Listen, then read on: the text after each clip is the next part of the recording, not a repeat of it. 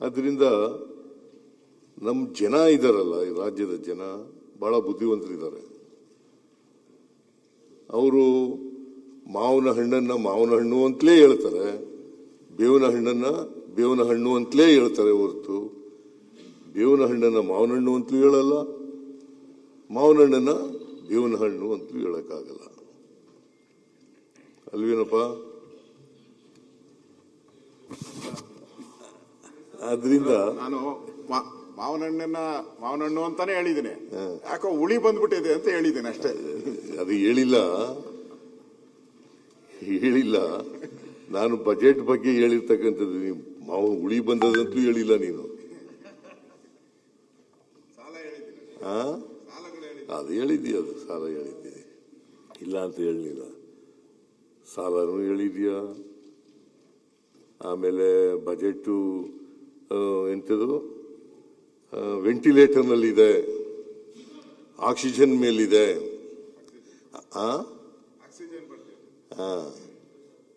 Credit card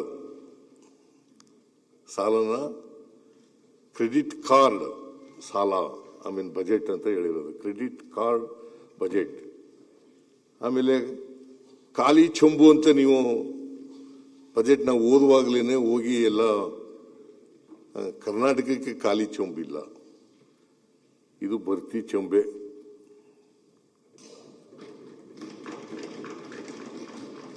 ಖಾಲಿ ಚೆಂಬು. ನಾನು ಕೇಂದ್ರದ ಬಜೆಟ್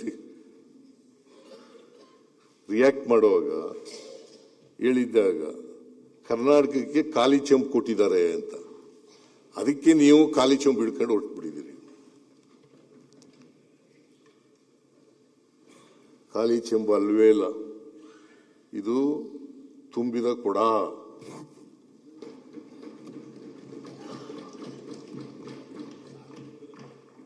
ನಮ್ಮ ಬಜೆಟ್ ಇದೆಯಲ್ಲ ತುಂಬಿದ ಕೊಡ, ಖಾಲಿ ಚೆಂಬಾಗಲಿಕ್ಕೆ ಸಾಧ್ಯನೇ ಇಲ್ಲ. ಆದರೂ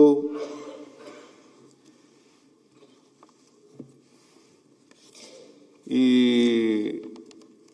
ರಾಜ್ಯದ ಜನ ಏನಂತಾರೆ, ಮಾಧ್ಯಮಗಳು ಏನಂತಾರೆ, ತಜ್ಞರು ಏನು ಹೇಳ್ತಾರೆ, ಬಜೆಟ್ ಬಗ್ಗೆ ಅವರ ಅಭಿಪ್ರಾಯಗಳೇನು, ಅವರ ಅನಿಸಿಕೆಗಳೇನು, ಇದನ್ನು ನೋಡಬೇಕಾಗಿರ್ತಕ್ಕಂಥದ್ದು ಅಗತ್ಯ ಅಂತೇಳಿ ಈ ಸಂದರ್ಭದಲ್ಲಿ ನಾನು ಹೇಳಲಿಕ್ಕೆ ಬಯಸ್ತಾ ಇದ್ದೇನೆ. ಈ ದಿನಪತ್ರಿಕೆಗಳಿದಾವಲ್ಲ ಮಾನ್ಯ ಅಧ್ಯಕ್ಷರೇ, ದಿನಪತ್ರಿಕೆಗಳು ತಮ್ಮ ಎಡಿಟೋರಿಯಲ್ನಲ್ಲಿ ಬರೆದಿದ್ದಾರೆ, ಸಂಪಾದಕೀಯದಲ್ಲಿ. ಈ ದಿನಪತ್ರಿಕೆಗಳ ಸಂಪಾದಕೀಯಗಳನ್ನು ಸದನದ ಗಮನಕ್ಕೆ ತರಲಿಕ್ಕೆ ಬಯಸ್ತಾ ಇದ್ದೇನೆ. ಪ್ರಜಾವಾಣಿಯವರು ಹೇಳಿರ್ತಕ್ಕಂಥದ್ದು 10 ಹಲವು ಯೋಜನೆಗಳ ಮೂಲಕ ಇತರ ಎಲ್ಲಾ ಸಮುದಾಯಗಳನ್ನು ಒಂದಿಲ್ಲೊಂದು ರೀತಿ ತಲುಪುವ ಪ್ರಯತ್ನವನ್ನು ಮಾಡಿದ್ದಾರೆ. ತಳ ಸಮುದಾಯಗಳನ್ನು ಕೇಂದ್ರವಾಗಿಟ್ಟುಕೊಂಡು ಒಟ್ಟು ಸಮಾಜದ ಏಳಿಗೆಗಾಗಿ ಆತುರಿಯುತ್ತಿರುವುದು ಬಜೆಟ್ನಲ್ಲಿ ಎದ್ದು ಕಾಣುತ್ತದೆ. ಇದು ನಾನು ಬರೆದಿರೋದಲ್ಲ, ಪ್ರಜಾವಾಣಿ ಎಡಿಟೋರಿಯಲ್. ಕರ್ನಾಟಕದ್ದೇ ಆದ ಸಶಕ್ತ ಹಾಗೂ ಸುಸ್ಥಿರ ಅಭಿವೃದ್ಧಿ ಮಾದರಿಗಳನ್ನು ರೂಪಿಸುವ ಅವರು ಅವುಗಳನ್ನು 11G ಮಾದರಿ ಆರ್ಥಿಕತೆ ಎಂದು ವ್ಯಾಖ್ಯಾನಿಸಿದ್ದಾರೆ. ಜನಕಲ್ಯಾಣ, ಶಿಕ್ಷಣ, ಕೃಷಿ, ಕಾರ್ಮಿಕ ಕಲ್ಯಾಣ, ಕೈಗಾರಿಕೆ, ನಗರಾಭಿವೃದ್ಧಿ ಹೀಗೆ ಎಲ್ಲವನ್ನೂ ಈ 11G ಮಾದರಿ ಆರ್ಥಿಕತೆ ಒಳಗೊಂಡಿದೆ. ಇದು ಪ್ರಜಾವಾಣಿಯವರ ಎಡಿಟೋರಿಯಲ್. ವಿಜಯ ಕರ್ನಾಟಕ ಆಸ್ತಿ ಸೃಜನೆಯಂತಹ ದೂರದೃಷ್ಟಿ ಯೋಜನೆಗಳ ಕೈಗೆತ್ತಿಕೊಳ್ಳುವುದೇ ಸವಾಲು. ಈ ನಡುವೆಯೂ ಈ ಈ ಬಾರಿಯ ಬಜೆಟ್ನಲ್ಲಿ ಮೂಲಸೌಕರ್ಯ ಅಭಿವೃದ್ಧಿಯತ್ತ ಗಮನ ಹರಿಸಿದ್ದರ ಜತೆಗೆ ನೀರಾವರಿ ಯೋಜನೆಗಳನ್ನು ಕಾಲಮಿತಿಯಲ್ಲಿ ಜಾರಿಗೊಳಿಸುವ ಭರವಸೆ ನೀಡಲಾಗಿದೆ. ಎಲ್ಲ ರಂಗದಲ್ಲೂ ಆರ್ಟಿಫಿಷಿಯಲ್ ಇಂಟೆಲಿಜೆನ್ಸ್ ಎಐ ಬಲವರ್ಧನೆಗೊಳಿಸುವ ನಿರ್ಧಾರದ ಮೂಲಕ ಸರ್ಕಾರ ತಾಂತ್ರಿಕವಾಗಿ ದಾಪುಗಾಲಿಟ್ಟಿದೆ. ಅಲ್ಪಸಂಖ್ಯಾತ, ಹಿಂದುಳಿದ, ದಲಿತ ಸೇರಿದಂತೆ ನಾನಾ ಸಮುದಾಯಗಳ ಅಭಿವೃದ್ಧಿಗೂ ಕೊಡುಗೆ ನೀಡಲಾಗಿದೆ. ನಾನಾ ಇಲಾಖೆಗಳಲ್ಲಿ ಖಾಲಿ ಇರುವ ಹುದ್ದೆ ಭರ್ತಿ ವಾಗ್ದಾನ ಮಾಡಲಾಗಿದೆ. ಸುಮಾರು 56,432 ಹುದ್ದೆಗಳನ್ನು ಈ ವರ್ಷ ಭರ್ತಿ ಮಾಡ್ತೇವೆ. ಇದು ವಿಜಯ ಕರ್ನಾಟಕದ ಎಡಿಟೋರಿಯಲ್. ವಿಜಯವಾಣಿಯವರು ಇದು ಬಹಳ ಮುಖ್ಯ. ವಿಜಯವಾಣಿ ಪತ್ರಿಕೆ ಎಡಿಟೋರಿಯಲ್. ಇದು ಜನಪ್ರಿಯತೆ ಮತ್ತು ವಾಸ್ತವದ ನಡುವಿನ ಬಜೆಟ್ ಆಗಿದೆ. ಬಡವರ ಹೊಟ್ಟೆ ತುಂಬಿಸುವ ಇಚ್ಛಾಶಕ್ತಿಯ ಜತೆಗೆ ರಾಜ್ಯದ ಬೊಕ್ಕಸವನ್ನು ಸುಸ್ಥಿತಿಯಲ್ಲಿಡುವ ದೂರದೃಷ್ಟಿಯ ಪ್ರಯತ್ನವೂ ಇದರಲ್ಲಿ ಕಾಣುತ್ತಿದೆ. ಇದು ವಿಜಯವಾಣಿ ಪತ್ರಿಕೆ ಎಡಿಟೋರಿಯಲ್. ಡೆಕ್ಕನ್ ಹೆರಾಲ್ಡ್ ಏನಂತ ಹೇಳ್ತಾರೆ ಅಂತಂದ್ರೆ, Siddaramaiah has delivered A carefully balanced feel good budget that combines welfare commitments with a blueprint for long-term growth. ಇದು ಡೆಕ್ಕನ್ ಹೆರಾಲ್ಡ್ ಅವರು ಹೇಳಿರ್ತಕ್ಕಂಥ editorial.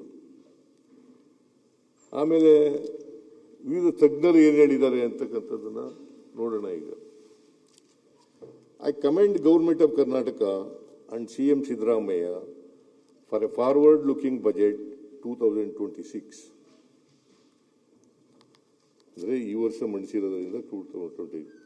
I appreciate the significant budgetary allocation for Bengaluru infrastructure, the booster dose for biotech in advancing genomics and precision medicine, CHG upgrade, artificial intelligence, COE at IBAB and CCAMP, and the significant increase in investment in artificial intelligence-led medtech and robotics and LEAP, K Combinator Accelerator. I also welcome the focus on women-focused development, including women entrepreneurs. ಇದನ್ನು ಹೇಳಿದವರು ಯಾರಪ್ಪ ಅಂತಂದ್ರೆ Kiran Majumdar Shah, ಬಯೋಕನ್ chairman, ಇವ್ರು ಹೇಳಿರೋದು. ಆಮೇಲೆ TV Mohan Das pi ಏನು ಹೇಳಿದ್ದಾರೆ ಅಂತಂದ್ರೆ, this budget stands out for it's strong focus on social security, education and infrastructure. With one of the largest social welfare programs in the country, significant investments in schools, colleges and jobs, and major infrastructure initiatives across Bengaluru and other cities, it lays a solid foundation for inclusive development. Despite constraints imposed by Finance Commission allocations, this is well balanced and forward-looking budget. Mohandas Pai, a board member at Infosys, former board member at Infosys.